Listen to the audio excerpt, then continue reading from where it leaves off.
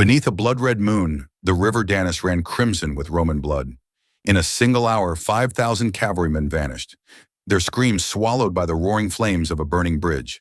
The massacre would shake the empire to its core, marking one of the darkest nights in Rome's northern campaigns. Yet from this disaster, a wounded commander would rise, not only to avenge his fallen brothers, but to turn fear itself into a weapon. This is the legend of the Blood Moon Bridge, where Rome's fate was decided by fire, steel, and unyielding resolve. Stay with us as we uncover the brutal ambush that shattered Rome's pride and the brilliant counterstrike that followed. If you love epic tales of war, strategy, and vengeance, hit that like button and subscribe. This is a story you won't want to miss. The night sky was ablaze with crimson light, the full moon hanging low over the northern frontier like a silent omen of doom. Along the river Danus, mist clung to the reeds as the thunder of Roman hooves shook the earth. 5,000 cavalrymen of the empire advanced in disciplined formation, their polished helmets gleaming in the pale glow of torches. The bridge ahead, an ancient wooden structure reinforced for military use, spanned the churning river, its surface slick with evening frost. No one among the legionaries suspected that this crossing would become their grave. At the head of the column rode General Tiberian Voss, a seasoned commander whose name was already whispered in the northern provinces as a man of steel. His scouts had reported signs of barbarian movement in the area, but intelligence suggested nothing more than scattered raiding parties. The empire's confidence was high. This was to be a routine advance, a show of power to remind the tribes that Rome's hand still ruled the frontier. Yet as the cavalry began their crossing, a dreadful stillness settled over the forested hills. The night wind carried no birdsong, no rustle of prey. Only the whisper of the river and the creak of the bridge broke the silence. The first sign of danger came as a torchlight flickered on the far bank, then another, and another. Like fireflies, they dotted the ridge above the bridge, until the Roman vanguard realized they were not torches carried by scouts, but signals. A horn blared, deep and guttural, followed by a rain of flaming arrows that arced across the black sky like meteors. Within seconds, the bridge erupted in chaos. "Shields! Shields up!" Voss's voice thundered over the din as arrows rained down. Horses screamed, soldiers shouted, and the disciplined formation dissolved into confusion. The Danus, swollen from autumn rains, churned below with deadly force. As the cavalry scrambled, a second horn sounded, a chilling, triumphant blast. Then came the roar of fire. From the far bank, barrels of pitch rolled into the current, striking the bridge supports. A single flaming arrow found its mark, and with a sound like a dragon's breath, the structure exploded into flames. The blood moon reflected on the inferno, turning night into hell. Roman soldiers were trapped mid-crossing, some leaping into the raging water in desperate bids for survival, only to be swept away by the current. Voss, struck in the shoulder by an arrow, clutched his reins with iron resolve. "Forward! Break through!" he roared, rallying his men.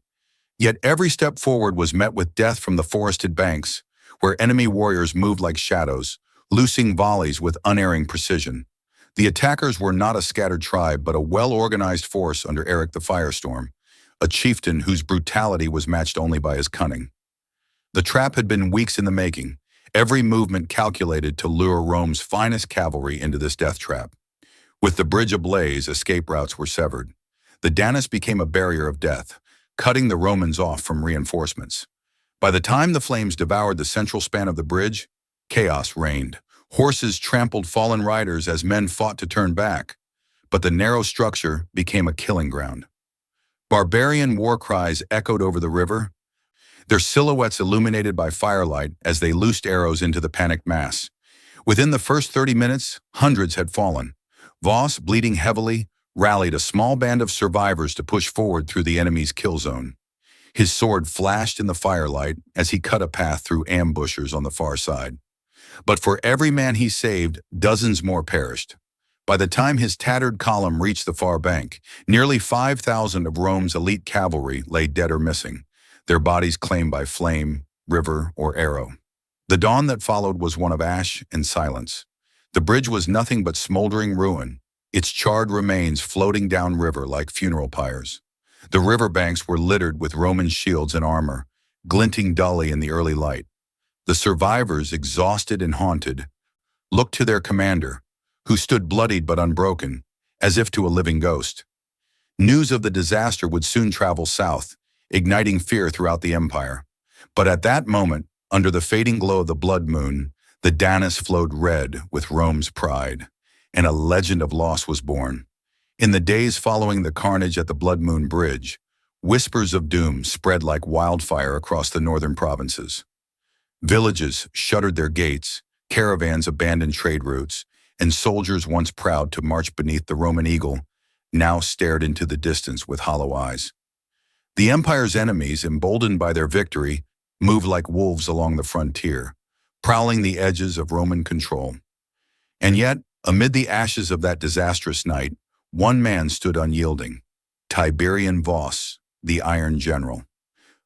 Born not into nobility but into hardship, Voss's legend began long before the night the Danus ran red.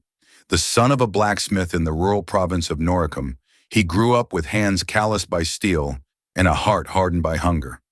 His father forged weapons for Roman soldiers stationed along the border, and from his earliest years Voss learned the art of steel, not merely as a craft, but as a lifeline.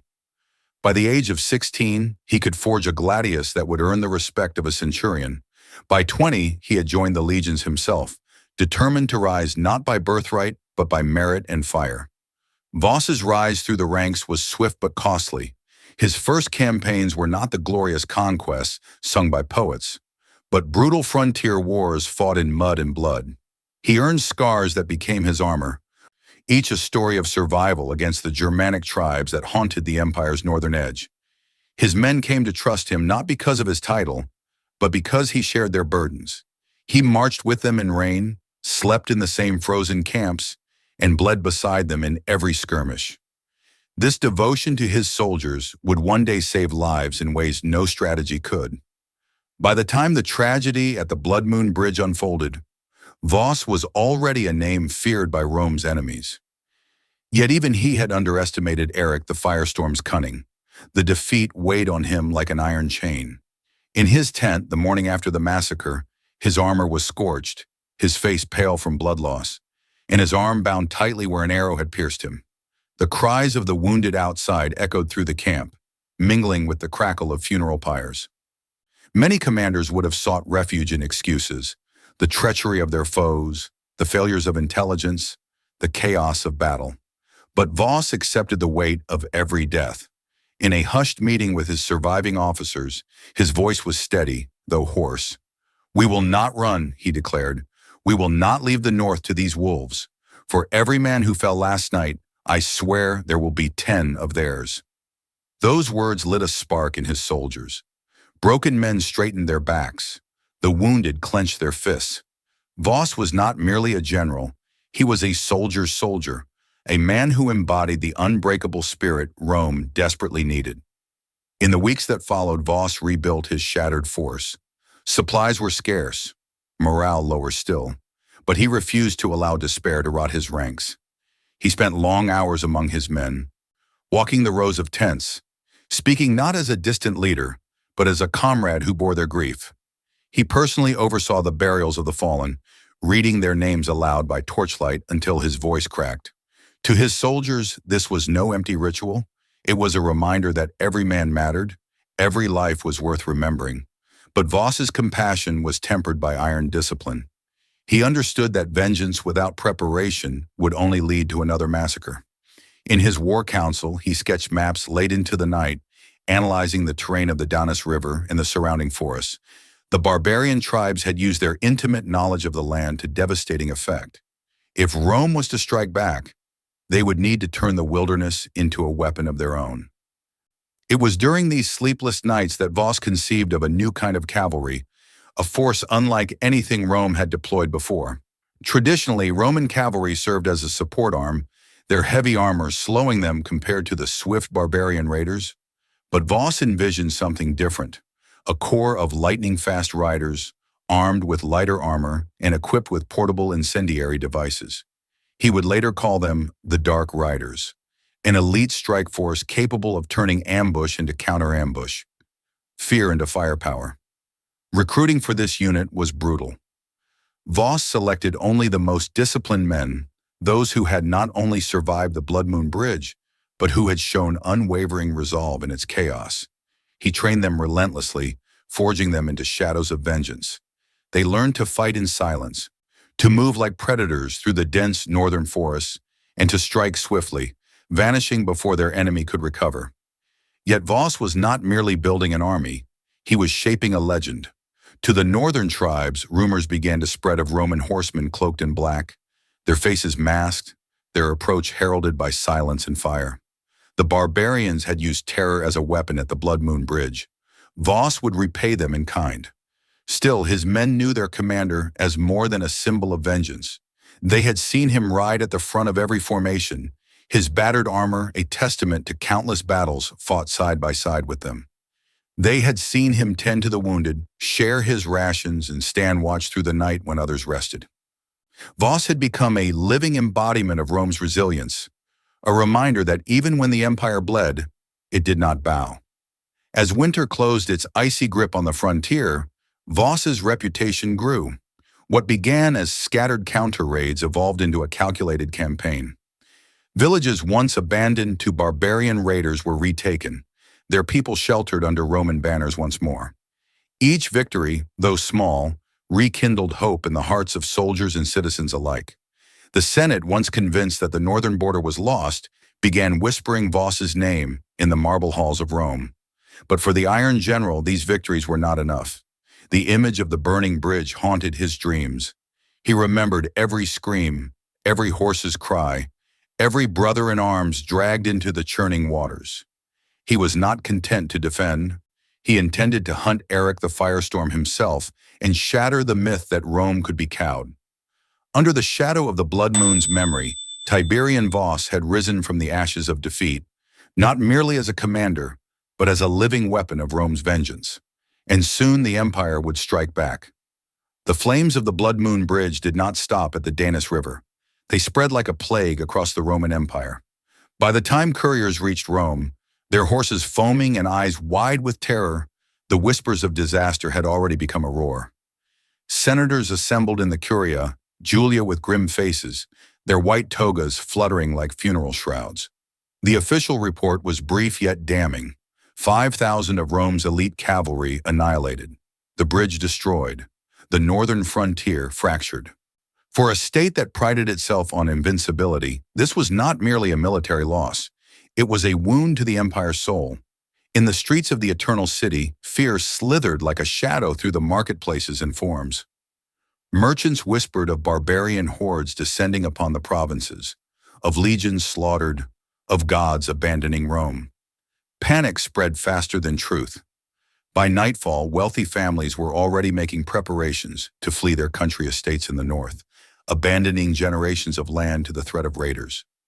Refugees trickled into the city gates from frontier towns, bringing tales of villages razed, farms burned, and Roman patrols vanishing into the forests. Whether these stories were exaggerated or not mattered little. Perception had become reality. The Senate chamber, once a theater of calculated debate, now seethed with fear and accusation. "The frontier is lost," cried one senator, pounding his fist upon the marble bench. "The barbarians will be at our gates within a year if we do nothing." Others called for mass conscription, the raising of new legions at any cost. Some demanded that the empire withdraw entirely from the northern provinces, arguing that the wild lands beyond the Danus were not worth the blood of Rome's sons. This was the tremor Eric the Firestorm had intended. His ambush at the Blood Moon Bridge was not merely an act of slaughter, it was psychological warfare. By crippling one of Rome's strongest cavalry divisions, he had struck at the illusion of Roman dominance. For centuries, Rome had stood as a titan over Europe, its legions marching as symbols of order and civilization.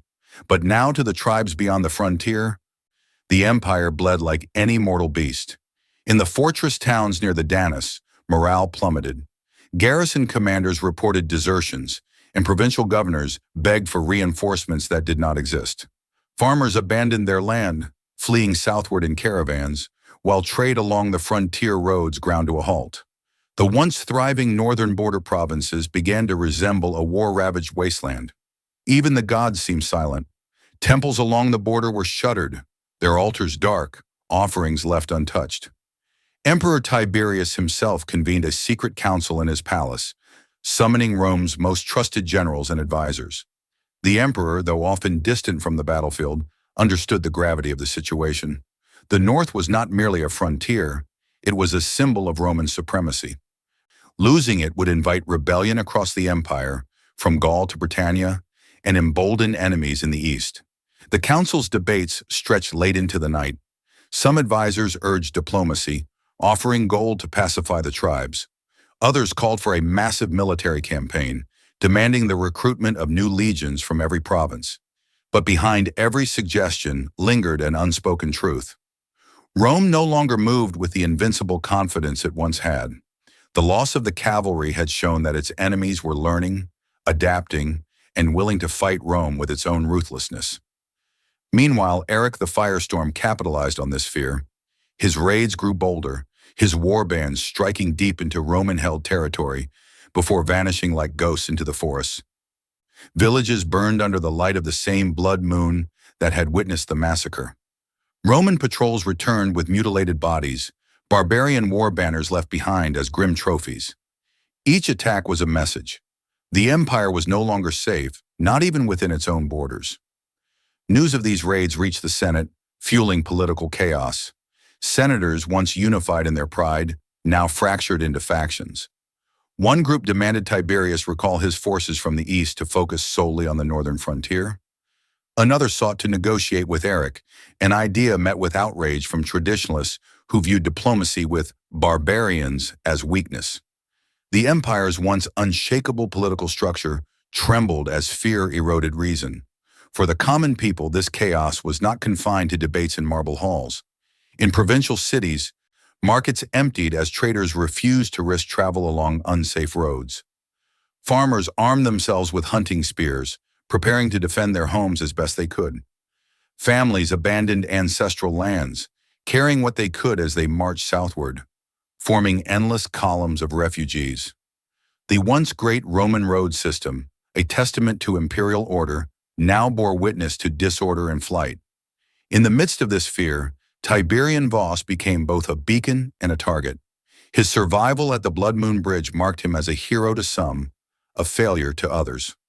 Rumors swirled that he had abandoned his men, that his retreat was cowardice. Enemies in the Senate whispered that his ambition was dangerous, that no man who survived such a massacre could be trusted. But among the soldiers who had fought beside him, Voss's name became a rallying cry. "He bled with us," they said. "He will lead us again." The empire stood at a precipice. The memory of Rome's golden age, when legions marched unopposed and emperors claimed dominion over the known world, was fading. Now the empire's strength was measured not in glory but in survival. The northern frontier, once a line of defense, had become a wound that threatened to infect the entire body of Rome. And yet, in this moment of chaos, something else stirred.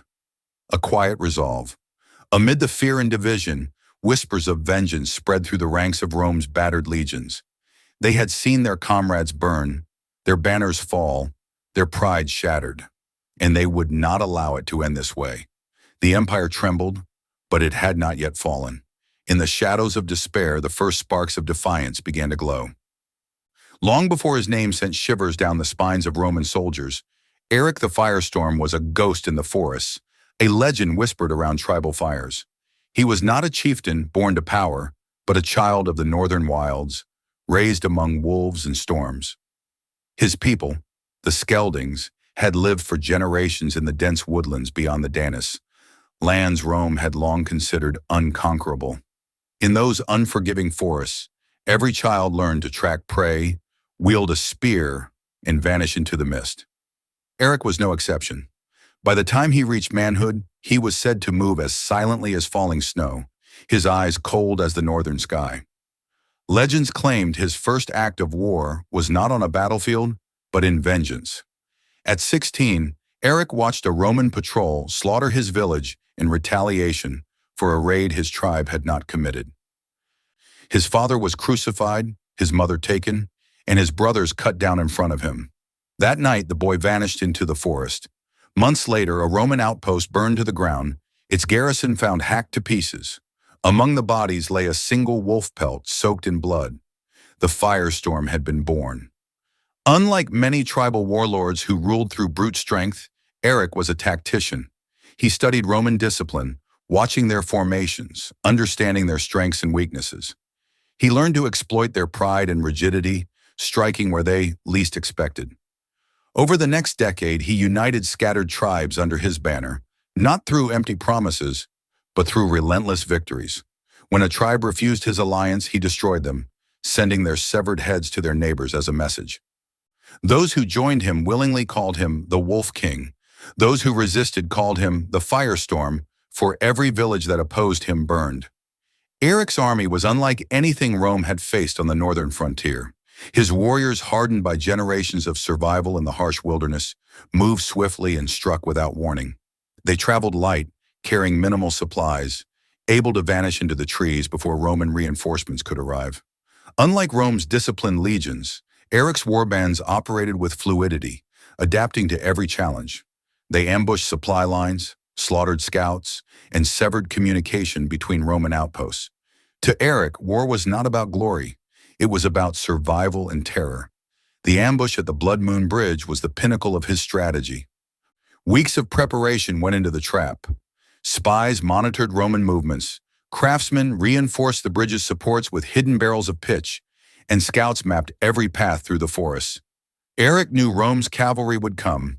He made certain they believed it would be an easy crossing. When the bridge burned and the Danus swallowed 5,000 men, Eric didn't celebrate. He watched in silence from the tree line, his face illuminated by firelight, his expression cold. To him, it was not victory. It was proof that Rome could bleed. Fear was Eric's most potent weapon. He understood that Rome's power lay not only in its legions, but in its reputation. The empire thrived on the belief that it was invincible. Eric shattered that illusion. After the massacre, he launched a campaign of psychological warfare. His warriors left Roman corpses displayed along roadsides, their armor scorched, their banners torn. At night, his men set fire to Roman watchtowers, their silhouettes dancing in the flames as horns wailed through the darkness. Villagers fled before his arrival, abandoning farms and fortresses alike, leaving Rome's northern provinces to rot. Yet Eric was not merely a savage. He was a ruler in his own right. He forged an alliance of tribes that had been bitter enemies for centuries. Through cunning diplomacy, he bound them together with promises of land, plunder, and freedom from Roman oppression. In the Skelding halls, he established a council of warlords, each sworn to his banner. Even his fiercest rivals respected him. For Eric was not a man driven solely by greed or cruelty. He sought to carve a homeland where his people could live free of Rome's shadow. His leadership extended beyond tactics. It was spiritual.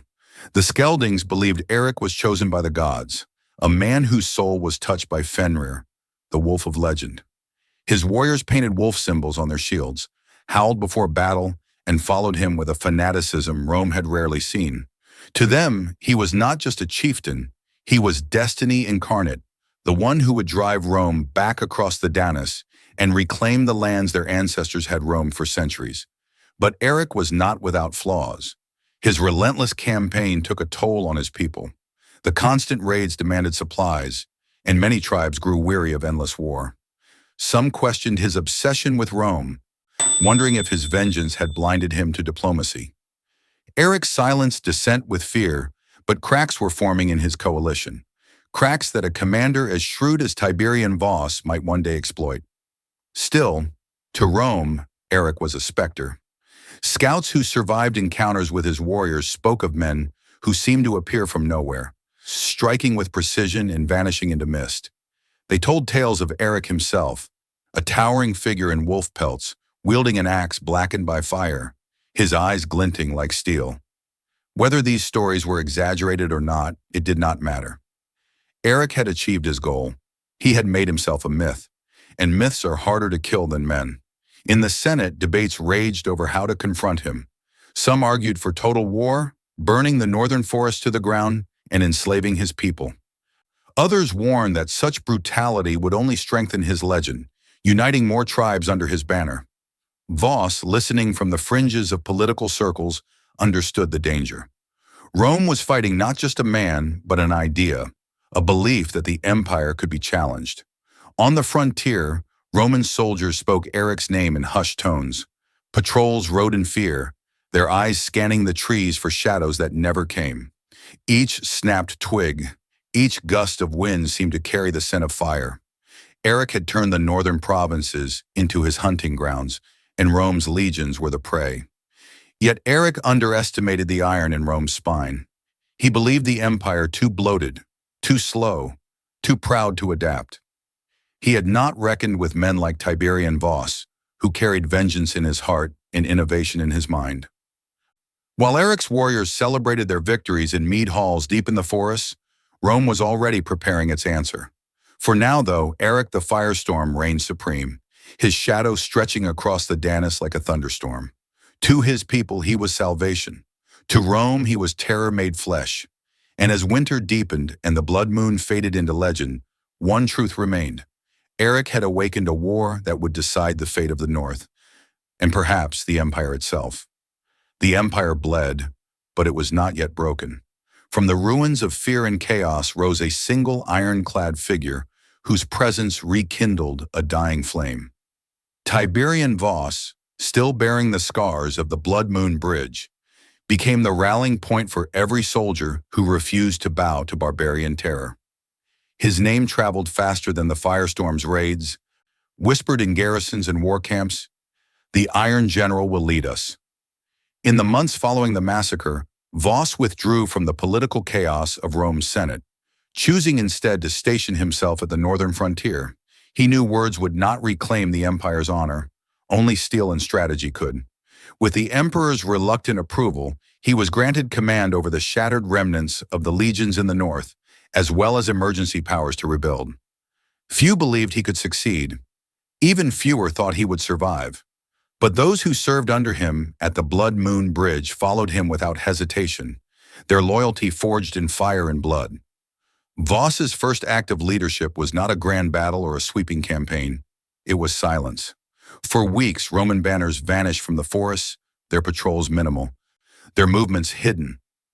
Eric's scouts reported a strange stillness along the frontier, and some of his warlords grew overconfident, believing Rome had retreated. In reality, Voss was crafting something new, something Rome had never attempted before. He recognized that the empire's strength, its disciplined legions and structured supply lines, was also its greatest weakness in this war. The barbarians' hit-and-run tactics had turned Rome's order into a liability. Voss sought to turn the tables. He handpicked soldiers not for rank or nobility, but for resilience, cunning, and a willingness to adapt. From this pool of hardened men, he forged his new weapon, the Dark Riders. This cavalry was unlike anything Rome had fielded before. Their armor was stripped down for speed, their weapons modified for versatility. Each rider carried incendiary pots of pitch and oil, slings for ranged attacks, and curved blades designed for close combat in dense woodland. Their horses, bred from hardy northern stock, were trained to navigate forests at full speed. The men themselves wore black cloaks dyed with soot and ash, their helmets shaped to appear faceless in the dim moonlight. Where the Roman legions had once been a wall of steel and discipline, these riders became a whisper of death. Training was merciless. Voss drilled his men day and night, not just in combat but in stealth and survival. They learned to strike camps without fire, to hunt silently, to communicate with hand signals and bird calls. Villagers near the frontier began reporting eerie sightings, black-clad riders moving like shadows, vanishing before dawn. Fear, once Rome's enemy, was becoming its weapon. But Voss knew that soldiers alone would not win the war. He needed intelligence. He sent scouts deep into the forests, bribed deserters from Eric's ranks, and forged alliances with smaller tribes resentful of the firestorm's growing power. Bit by bit, he pieced together a map of Eric's coalition, its supply routes, and its weaknesses. He discovered that Eric's strength was also his vulnerability. The firestorm's coalition was vast, but it was fragile. Many tribes feared his wrath more than they respected his leadership. They followed him because he was winning. If Rome could strike a decisive blow, Eric's myth could fracture, and with it, his entire alliance. Voss also studied Eric himself, reading captured reports and interrogating prisoners. He realized that Eric was not merely a savage warrior. He was a strategist. To defeat him, Voss would have to fight like him, think like him. And so he began reshaping Rome's approach to war in the north, embracing deception and unpredictability. By spring, the Dark Riders had become a nightmare whispered in barbarian camps. They struck at night, setting supply wagons ablaze, vanishing before warriors could muster. They ambushed raiding parties, leaving behind scorched banners and mutilated weapons as a message. Roman patrols once hunted, now they hunted back. The firestorm was quick to notice this shift. His raids met increasing resistance, and whispers of a shadowy Roman cavalry spread fear among his men. Eric's warlords began questioning whether their leader's dominance was slipping. Voss had turned the psychological warfare Eric once wielded so effectively back against him. Still, Voss was not satisfied. Small victories would not reclaim Rome's honor. He needed a decisive confrontation, one that would not just wound Eric but annihilate his legend. For that, he needed bait. The Iron General's plan was daring, even reckless. He would rebuild the bridge at Danus, the very site of Rome's humiliation, and use it to lure Eric into a trap.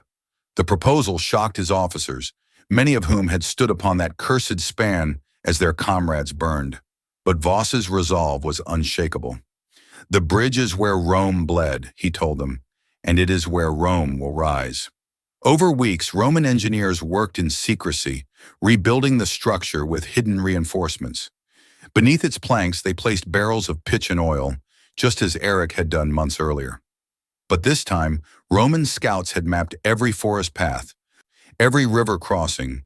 Defensive spikes were buried in shallow waters, and archer nests were concealed in nearby hills. The bridge was no longer a vulnerability, it was a weapon. As construction continued, Voss orchestrated raids designed to draw Eric's attention. He ordered attacks on supply caravans and outlying camps, deliberately leaving false trails and captured banners to suggest weakness. Eric, confident in his dominance, took the bait. By midsummer, the firestorm began preparing for another strike on the Danus, intending to replicate his earlier triumph. For the first time in months, hope flickered across the northern provinces. Farmers returned cautiously to their fields, garrisons stood taller, and whispers of Roman resurgence reached even the Senate's marble halls. The emperor himself sent reinforcements north, his faith in Voss growing with each report of victory. Yet the Iron General carried his burden quietly. At night he walked alone along the Danus's banks, staring into the rushing water where thousands of his cavalry had died. He spoke no words, but the soldiers who saw him there felt a solemn determination radiating from their commander. To Voss, this was not merely a campaign, it was redemption. As summer waned, the trap was set. The Danus River gleamed beneath the rising moon, its new bridge a silent invitation. Roman banners waved proudly once more, but beneath that confidence lay deadly preparation. Eric the firestorm was coming, and Voss was ready. The stage was set for a reckoning. The hunter was about to become the hunted. The night was silent, save for the whisper of the river Danus rushing beneath the cursed bridge. Torches flickered along the rebuilt span, their glow casting eerie shadows that danced like spirits of the fallen. The bridge, once a monument to Roman shame, now stood as a challenge, daring the firestorm to come. And come he did. Eric the firestorm arrived at dusk with a horde that shook the earth beneath their boots. His warriors, draped in wolf pelts and iron, marched with savage confidence, chanting in their guttural tongue as drums thundered like war gods calling for blood. Eric himself rode at their head astride a massive black stallion, his crimson cloak snapping in the wind. He had heard whispers of the Iron General's resurgence, of the Dark Riders' shadowy raids. But Eric was no fool. He knew Voss was baiting him, and he came anyway, eager to crush this spark of Roman defiance before it grew into a flame. On the Roman side of the river, Voss stood in full armor, his scarred face hidden beneath a polished helm. His legion was arrayed in disciplined ranks, the torches behind them burning bright against the night. From a distance, it looked as though the Romans had chosen to face Eric in the open battle, a decision Eric relished. He believed he had the advantage of numbers, terrain, and momentum. He believed Rome had miscalculated. He was wrong. The first clash began at dawn. Eric's warriors surged toward the bridge, their war cries echoing across the valley. The Romans held their ground, shields locked tight as javelins rained down upon the charging barbarians.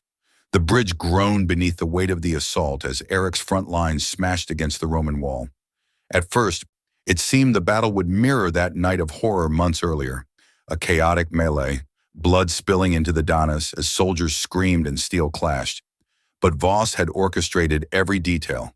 Hidden along the hillsides, concealed archer nests unleashed a storm of arrows, cutting down Eric's warriors as they funneled onto the bridge. The barbarians pressed forward regardless, driven by their leader's fury, and soon the battle devolved into brutal hand-to-hand combat. Then came the signal. A flaming arrow streaked across the morning sky, landing with a hiss on the far side of the bridge. In an instant, Roman sappers ignited the barrels of pitch hidden beneath the planks. A thunderous explosion ripped through the air as the bridge erupted in flames, splitting Eric's forces in two. Screams filled the valley as warriors were hurled into the churning waters below, the once mighty bridge now a blazing inferno. But this was only the beginning. From the tree line erupted the Dark Riders, their black cloaks blending with smoke as they charged like phantoms into Eric's rear lines. They moved with terrifying precision, striking supply wagons, severing retreat paths, and driving fear deep into the enemy ranks. What had once been Rome's greatest humiliation had become Eric's nightmare. The firestorm roared commands, rallying his men with a ferocity that few leaders could match. He waded into the fray himself, his massive axe cutting through Roman shields like parchment. But for all his strength, Eric was no longer the hunter. Voss had turned the battlefield into a trap from which there was no escape. On the Roman side of the bridge, Voss himself led a countercharge. His presence was like a spear point driving into the enemy, his soldiers roaring his name as they pushed forward. "For Rome!" The cry reverberated through the valley, filling Roman hearts with vengeance and courage. The barbarian ranks began to crumble. Cut off from retreat and pinned by relentless attacks from both sides, they faltered. Smoke thickened, turning day into night as fire devoured the bridge and crept along the battlefield. The Danus River, once red with Roman blood, now ran crimson with the blood of Eric's warriors. At the height of the chaos, Voss spotted Eric amid the melee. The barbarian warlord swung his axe with terrifying strength, scattering Roman soldiers like leaves. Without hesitation, Voss spurred his horse forward, cutting through the enemy until he faced Eric himself. Their duel was a clash of legends. Steel rang against steel as the Iron General and the Firestorm battled amid smoke and flame. Eric's strength was monstrous, but Voss fought with relentless precision, every strike fueled by memory, the screams of his fallen cavalry, the humiliation of Rome's defeat. At last, Eric faltered. With a swift maneuver, Voss drove his sword into Eric's side. The Firestorm roared in pain, staggering as blood stained his cloak. With one final blow, Voss struck him down, his sword flashing in the firelight. The barbarian warlord collapsed, his legend dying with him. The sight of their leader's fall shattered the barbarians' morale. Chaos consumed their ranks as many fled toward the river, only to be cut down by Roman arrows or swallowed by the Danus's rushing waters. Others dropped their weapons, surrendering in despair. The once invincible Firestorm horde was broken. By nightfall, the battlefield was silent save for the crackle of dying fires. The Danus Bridge was nothing more than smoldering ruins, a grave marker for thousands of Eric's warriors. Roman soldiers, bloodied but victorious, raised their standards high. For the first time in months, the frontier echoed not with fear, but with triumph. Tiberian Voss stood at the river's edge, his armor scorched, his sword dripping with the blood of his enemy. The flames reflected in his eyes as he gazed upon the battlefield. The ghosts of the Blood Moon Bridge were finally avenged. News of the victory spread across the empire like wildfire. Cities erupted in celebration, and the Senate, once paralyzed by fear, declared Voss the savior of the North. The barbarian coalition, leaderless and demoralized, fractured into warring tribes. Rome's grip on its northern frontier was secure once more. But for Voss, there was no celebration. He knew this victory had been bought with blood, thousands of Roman lives laid upon the altar of redemption. Yet he also knew something greater. Rome had risen again. The empire had stared into the abyss and emerged stronger. And so, under the light of the same blood-red moon that had once witnessed Rome's darkest hour, the Iron General swore an oath. So long as he drew breath, no barbarian horde would ever again bring Rome to its knees. The firestorm was extinguished. The frontier was safe, and Rome, though scarred, stood eternal.